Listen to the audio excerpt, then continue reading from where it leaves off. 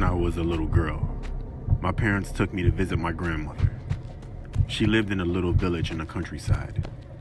Her cottage was very small and there was only one bedroom. My grandmother slept in one bed. My parents slept in the other, and I had to sleep on some cushions on the floor. We stayed there for a few weeks and I was troubled by terrible nightmares. Every night, I would wake up screaming. My parents tried to calm me down and asked me what was wrong. All I could tell them was that there was a man coming to get me. I can still remember the cause of my terror. Every night, I saw a shadowy figure emerge from behind the curtains in the corner of the room.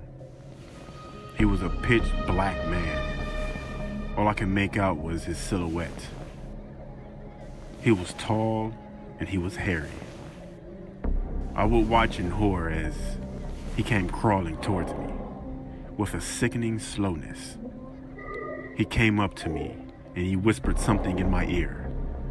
And just as I was about to scream, he would place a finger against his lips and whisper, "Shush, shush, shush." He tortured me every night to the point where I dreaded going to sleep.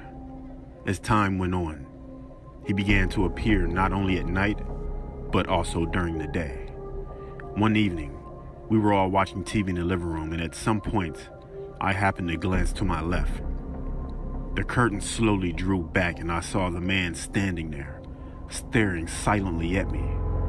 He raised his hand, put his finger to his lips and whispered, "Shush, shush, shush." I let out a horrified scream and immediately told my mother what I had seen.